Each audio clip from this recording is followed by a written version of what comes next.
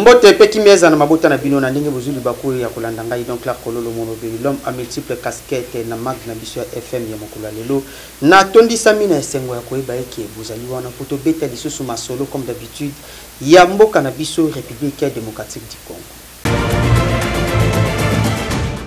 Tofongoli basango na biso na batiori oyo ezoleka na est ya République démocratique du Congo. Mokonzi mboka Félix Antoine Tshisekedi Tshilombo asangisaki Conseil supérieur ya sécurité pour na kolobela situation sécuritaire kuna na ville ya Goma pe na ba localité mususu na est ya République démocratique du Congo.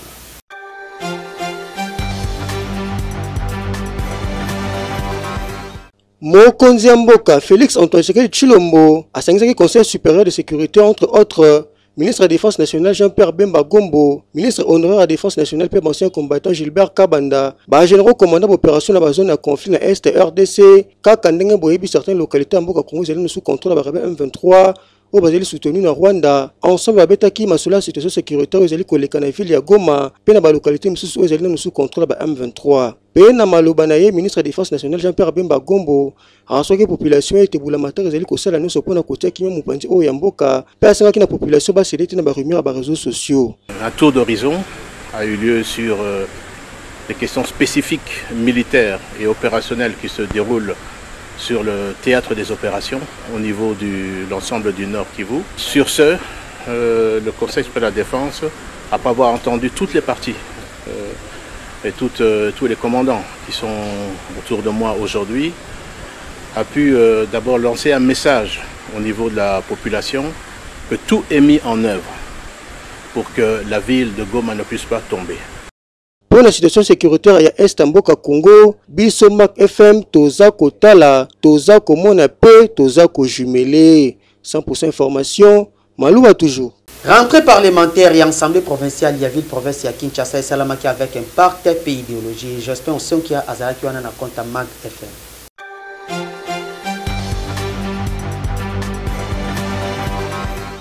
Au total, 39 députés provinciaux sur 44 ont répondu qui présent la séance plénière d'ouverture à l'Assemblée provinciale à Kinshasa, où les élèves qui présidaient le lundi 5 février 2024 Oyo, et pas le secrétaire provincial à APK Oyo Namalobanaya souhaitait qu'il la bienvenue dans tous les élèves à Kinshasa, puis présence très remarquable les élèves qui, et moment Nobertine Matanda, élu à commune à Lemba, fierté à CP son excellence Gentiningo Bilambaka. Na Malobanaye, secrétaire provincial à APK, qui n'a pas élu, base à la étroite collaboration avec les électeurs na bango pour contribuer à un changement de vie sociale na bango ou basali ko espérer qu'elles se mettent résolument au travail dans un climat empreint de paix. La population quinoise qui attend l'amélioration de son train de vie. Que Dieu bénisse la République démocratique du Congo. Que Dieu bénisse l'Assemblée provinciale de Kinshasa. Je vous remercie de votre aimable attention. Péena Souka rencontre Oyo, Maman Nobertine Matanda Fierta Bana Lemba pe ACP son excellence Gentiningo Bilambaka, Azanga ki malobate na Micromac FM. Totondi bana na biso ya Lemba, on a choix au bas portaki likolo ya Maman Nobertine Matanda, Maman Lumière, Maman ya Lemba. Et que bakotika kozala dessus te bayebi o biso toyokana kina bango donc oyeba kolandango à la loupe pour que toyeba na ko satisfaire ba attente na bango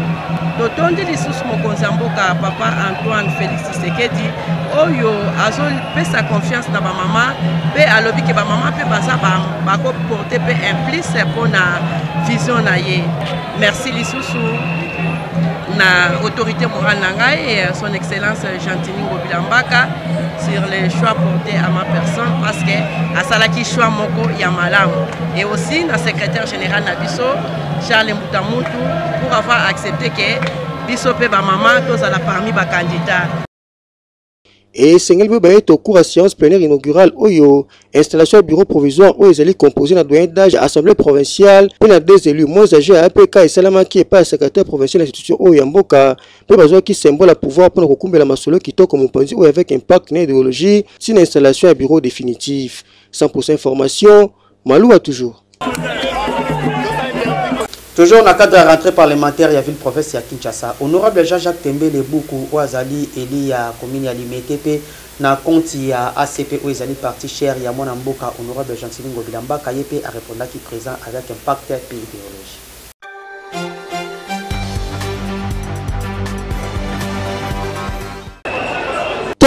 qui salume banda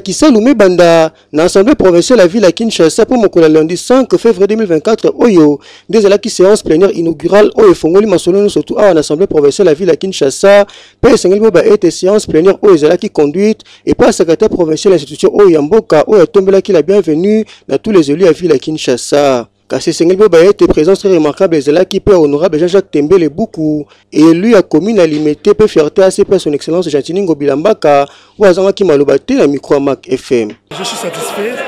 de prendre part à cette première session, cette première plénière qui nous fait entrer pendant ces 5 ans de ce mandat. Et cette session, c'est une session qui est consacrée spécialement à l'installation du bureau d'âge et aux différents travaux, notamment les amendements par rapport au règlement intérieur et la planification des échéances des élections à venir, des élections de gouverneurs et de sénateurs. Bissomac FM, tombé kaka bande rentrée parlementaire, na tous les élus à ville à Kinshasa, spécialement à honorable Jean-Jacques Tembele beaucoup. Et lui a limité les conflits ACP. Bon, cela ne se peut pas contribuer à la réforme de la situation sociale à Kinois pour basali côté la bino mitema. Oh, toloba kité, tolobi. 100% information, Malou a toujours. Inauguration bâtelier public ou Salamaki avec impact na idéologie Zalaki dont il y a Golf Kizo la Lyongo Azali président il y a fondation Asekis et Salamaki qu'on a avec impact et idéologie.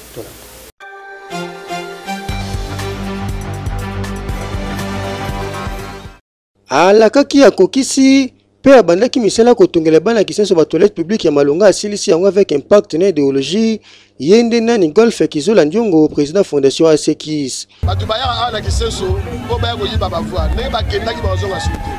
ne ba kendaki le 18 décembre faire campagne ba royati na 2028 mais ngana zana bango ne na lolo ba campagne je sais bona ba image ba baki ngai na zana bino awa na sima marché d'état na commune à Kisenso mubangé na cérémonie d'inauguration de toilette publique ou Salamaki en présence administrateur à marché d'état peut inviter bongo na bongo locaux la ba conseillers communaux peut visite à Balatrine et Salamaki avec impact na idéologie pena malobana ya administrateur à marché d'état révérend pasteur Josué Makabo azan quitté koloba merso na ba vendeuse pe ba vendeur na sur marché d'état pour na geste o ya président fondation Asekis Golf Kizo la Ndiongo dégâts matériels. Merci mingi na mokonzi na biso ya Kisenso ndenge ndeko Golf alobi apesaki nzela ete atonga toilette publique tika penza mapambola ye monanga mingi merci na fondation Asekis oezoka mama na ndeko Golf Kizo la parce que eloko asali vraiment na Kisenso eza mingi te pe na ngamba population ya Kisenso bazanga ki maloba te ba communiquer boye tala na lelo oyo alingi na député te basali biso toilette oyo kosunga moto nyonso yango wana topesi nzambe merci na misala oyo asali papa Kizo la Dolph nzambe atombola ye abakisa oyo esangi. Ah oui, loba tombanga pasi po il faut misala le kamaloba na ebele mwana mboka Golf Kizo la dégâts matériels o la kisi bolingo no pour la population ya Kisenso pour malgré ba résultat ba vote oza kokuba toujours ba geste ya boy en tout cas lokola yo baza mingi te o mela aussi mbali bende po nzete ko bukana 100% information Malou a toujours.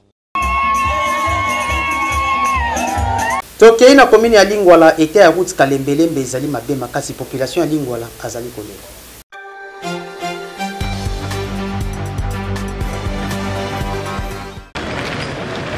Nzela oyo bozali komona bandeko ezali nango soki wapi te toza précisément na commune ya Lingwala na avenue Kalembelembe avenue oyo boyebi ekenda sango na kombo ya hôpital nango ya munene oyo esungaka po bana biso babika pe yango mutu ememaka bato soki outi kote ya barompo Wileri e bimisio malembe ti na maison communale ya Lingwala obimi pe na prince ya 24 kasi eta ya délabrement avancé oyo nzela oyo ekoma nango population azali komituna est-ce que oyo ezali kaka aveni Kalembelembe o ekenda sango o population no soyebi to ezali aveni Kalembelembe mususu po awa moyen ya kotambola ezate ata soki batu bazali koya na urgence na hôpital ya Kalembelembe moyen bakota ezate ponzela e ko permettre bango te population ya kotoyo azali konyoka makasi ndenge nzela ya Kalembelembe ekomi kobanda époque ya Kabila tina mito ezaka o to pesa mbongo tozobo po awa babwaka mabanga ne po ba ocha makadam ba okule zéro cause d'abord eza pour la gérance bato bazo gérer nde baza censé rotaler la biso nzela soko kati na ngambo kuna impraticable tala nzela nde eza toko ya na bato bazo finga biso bobo ba mama mikolo yo mo yebika nde balekanaka mama za suna possibilité ya mema biloko te mais tala était nzela yo mo ozomona ndenge ezalebi au fil de route azana capacité ya koengager ta 5000 ingénieurs akaboli bango basali musala Congo mobimba donc 5 ans 10 ans solution emonani ya banzela ba onige na bango anana ba biloko bazwana ya ba contrat bato wana bazozwa bazosisa misala te awa bauti osala awa soki liboso soki quelque part bauti osala ngo basilisa te basalika ndamu baosala ba maître awa tozo tirer attention et pas ba autorité surtout ba autorité provinciale ya ville province ya Kinshasa po nzela ya Kalembelembe ezali parmi ba grands acteurs oyo esungaka pona makambo ebele awa na ville province ya Kinshasa kasi niveau ekomi ba kaniveau kutu ese boucha nango surtout ndenge to ebisi bino maison communale Lingwala eza pe kaka awa kasi eta nzela oyo population azali konyoko ba autorité bosala eloko mokonzi ya Lingomba ya Kimpwanza kia Bandombe papa Fuki ya mutu wa solo ya kia Banzambi asalaki mobange na descente na Kinshasa pona wakutana na bandeko ya Lingomba na ya Kinshasa po basolola na o etali avenir ya Bangunza.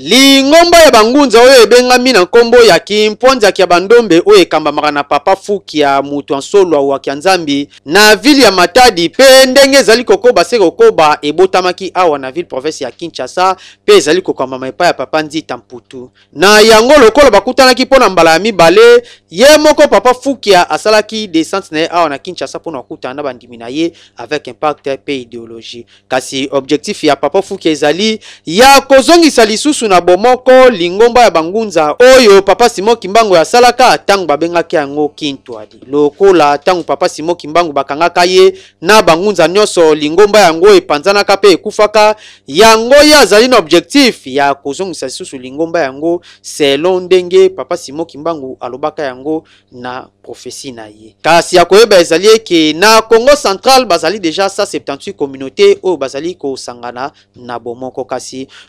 pona Lingomba na ye Kimpwanza ya Bandombe bazali kaka na Matadi te na Kinshasa pete bazali lisusu na Mbanza Congo kuna na Angola mugina kese mingi na Kilumba Bubuya samna fungimbangu sabikila beto ba prophétie fungimbangu tubaka Kintwadi ina ani dijilaka ani monaka ya panzanaka tangu bakangama na boloko bamipanzana kuvutuka na bao mosi mikunda sadi bunu na yandi samna mpasi ya kota na kati ya ndibwala ani tubaka na ntango yani kina kuza vutuka anike kuza tunga beto jangi Kintwadi yazula tuba bubu yai mkina kiese sa mkuiza na Mbanza Kitsasa na ukuza kutana Kintwadi yina kina kati na Congo Central ya mibutuka diaka na province ya Nkaka Kinshasa donc ilokole ya mibutuka na bwala ya Kitsasa beto mkuiza sa beto kuza assister deuxième rencontre ya Kintwadi yai au ya misalamu kiese minkuluta samba getubaka diambu nyonso tekili ya monte na zulu ya kibandaka na malembe ya kibandaka na 1 2 3 et bubu simemo na déjà ba représentant mekuza na 4 5 Kintwadi ya ba mekuza déjà plus de 4 à 5 représentants vraiment ya misala kiesi mingi et ya kilanda bitambi kina Congo central kuna betuki déjà uni dans les 178 donc kiesa melunga na kuvutula mfungimbangu matondo ntiluna kina kona kulunga comment on appelle été les sanga Bangunza c'était mais surtout que tout le monde a représenté comme il y a tant bola papa c'est réalité penza makambo c'est monani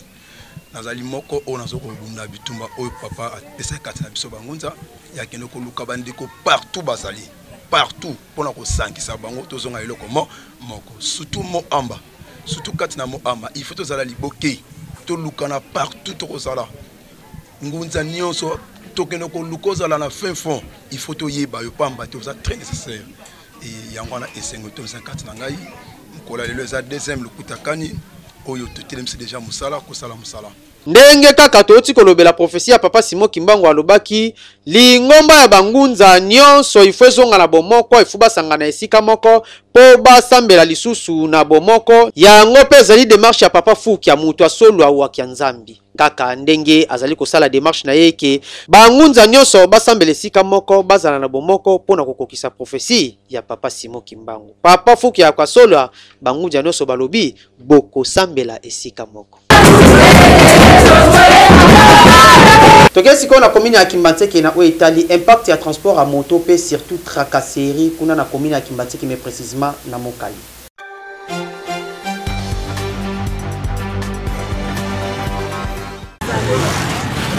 Awa na route Mokali na commune ya Kimbantseke eloko interesaki Mag FM ezali moyen de transport nini oyo population basalelaka côté oyo awa mituka minene ongai ngech ongai bus ekotaka nango côté oyo te awa transport oyo esalaka succès mingi ezali kaka ba moto ya 2 pneus na ba moto ya 3 pneus oyo babengaka Kawasaki yango nde ezalaka na succès côté oyo po mituka ana misusu ekomaka te suite ya nzela ndenge ezalaka kitoko te bino moko botala ndenge ba moto etandami ezali kobula kitoko yango nde esungaka population côté oyo. Donc biso ndenge tozaboye tozobula po tosunga libota biso moko to misungaka misala ezomona te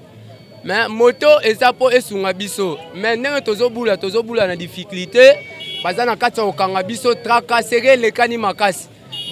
bato mabanza bato mikanda banani ba policier ba musuto e ba bango te na changu donc eko esala biso pasi to souffrir makasi kobula pasi bambonga versement na nzokanga na pasi donc ata osale lokote me bakangi yo makambo tracasserie papa tolembi pena dans un niveau mo boye ata kobula boye mal à l'aise donc on a lati casque au thé. Donc le roi n'a été qu'il papa avion. Donc il y a pas de point à tracasserie. En route mon calère tout boula mal à l'aise donc faut avoir un casque. Donc ça va quand tout justement au moins bureau à Sainte c'était va faire d'ici pas 20 000 30 000 au moins va 5 ans pas même donc bambongo et belé kolekana versement. Awa population ezosenga kaka na ba autorité babongisela bango nzela koma kitoko pe mituka nyonso ebanda kokota pe lisusu bayeba nanu na kosilisela bango tracasserie oyo ezali awa ba chauffeur oyo bazali kolela ba policier bazali kotungisa bango nzela kutu ezali malamu te mais tracasserie oyo ezali awa pardon balembi basengi na ba autorité batia nanu ordre koto oyo po bango pe bazala na kimia. Boyoki eta nzela ya arrêt pharmacie na commune ya Kitambo ezali mabe makasi population azali kolera.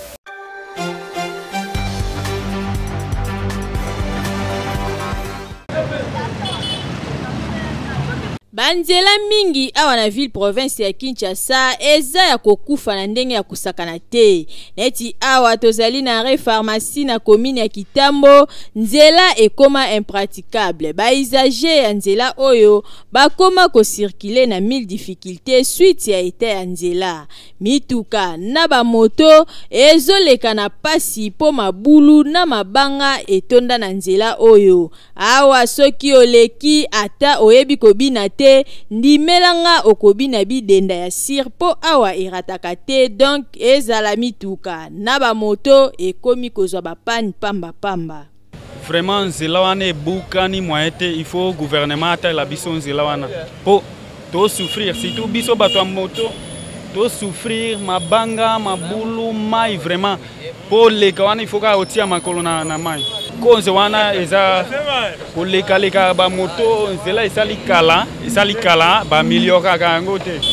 bon liloba nanga asuka gouvernement ata la biso nzela oyo to leka na biso bien. Bakonzi en tout cas nzela oyo eza na besoin ya misala ya botongi po elata elamba ya sika population ya coin oyo bayeba pe ko circuler malamu soki bosali yango ekosala eloko te. Na quartier Passa 1 na commune ya Nsele population asengi na ba autorité batongela bango wenze ya malonga po wenze kotoyo eza mabe makasi.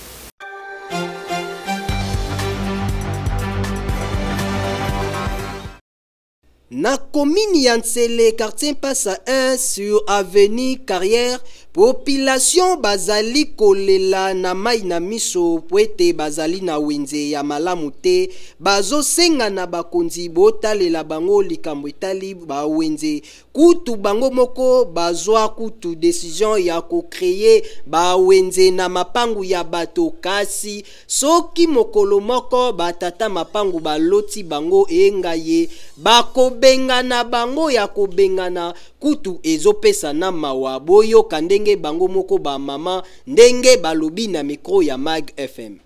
Awa tozana wenze te toza kaka tovandi na balabala tosenga na gouvernement alukile biso wenze tovanda na kati ya wenze toteka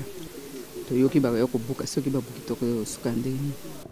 Tozana wenze te tozana pasi gouvernement abongisela biso alukela biso esika poke tokoka koteka kape malamu tokomi kotambola na biloko likolo ya mutu oluka esika koteka eza te wenze eza te otia boyo kitisa awa te finalement tozana kimia te. Tona souci ba sa so wenze ndio sana terre jaune biso toteka baba daba ndiko buka ndeza twaso kuna place te so to kangi biloko to chekala mutu to temisi boye moi to tia eza te po place eza te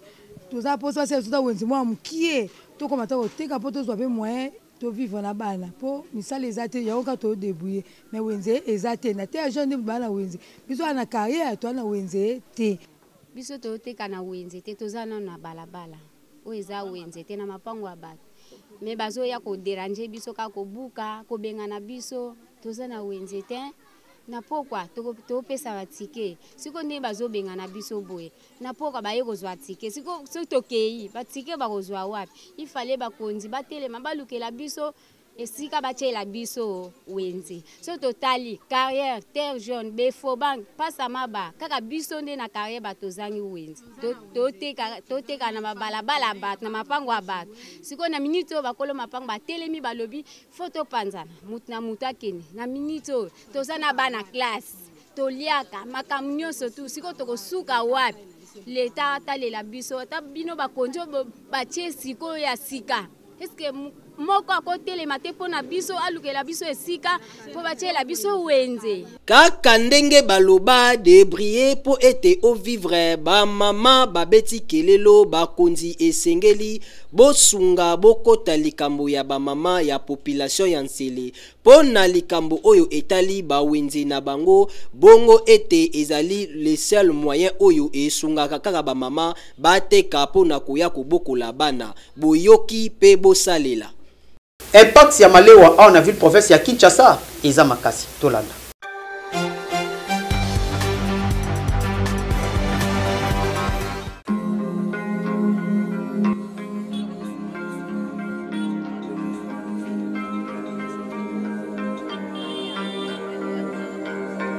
Malewa pende zosunga population ta malewa ma mingi ndenge eza boye bato mingi bayaka misala jamais bakesi eza na ndako po baya 12 babimi repo baye bale malewa kwe bata bango ti bakenda bandako ba 17 ana bake kozonga na bandako na bango balia malewa ezosunga mpenza bien pa propriété po ezala esika ozali po bongisa po kila pe alia azala bien polo dia ya ezaka so otie kaka soin bango baza na mwa ndako akobatama biso tozona baparasolaire mais soko otie kaka propriété ekozala nango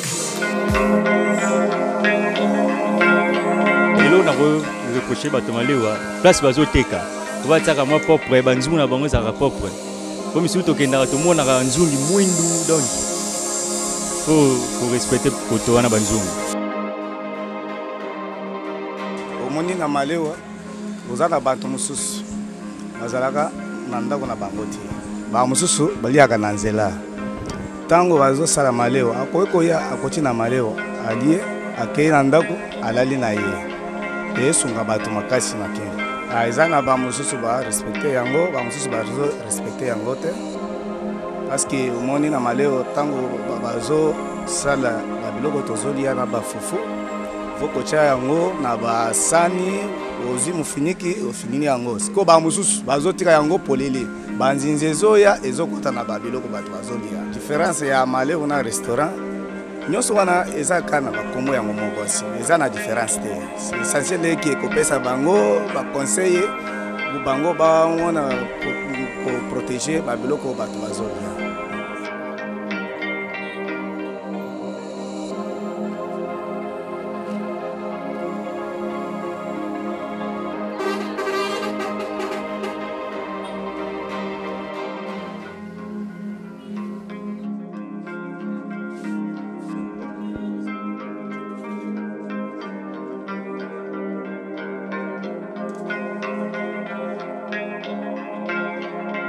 Oui, eze sunga makasi, eze sunga vraiment makasi. Parce que koto eza mingi ba société hein. Dans 12 heures, bayaka penza ba pusanaka, bazozwa biloko, misusu bazolia na kati, misusu baokena ba emporter. Oui, bokoto kokota même place to lambelaka, malgré tout la kaka, une place to za espace eza nango mukie mais to respectera parce que to lamba biloko ya chaud. Baliaka pe biloko ya chaud. Bon, malewa ozomona ke alambi déjà biloko atie bazolamba ka bona ba fufu na balabala. Mais soko koti na kati restaurant na za mpe na ba pareil na ba friteuse, na réchaud à gaz,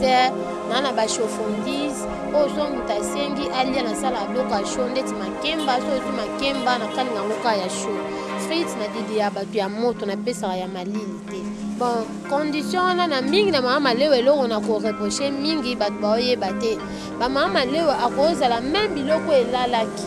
Akoluka bandela susu kolamba ngo. Tango kolamba ngo mutakolia eke ko déranger libulu. De eloko pena na kopesa mingi na ba mama lewa donc to respecter condition hygiénique. So biloko neti elali neti ba madeso biloko wana ba fumbo ba ndunda. Okoki koboka nango ekosala nango loko te pour garder population azala bien non que population liée à se retrouver à quoi malade.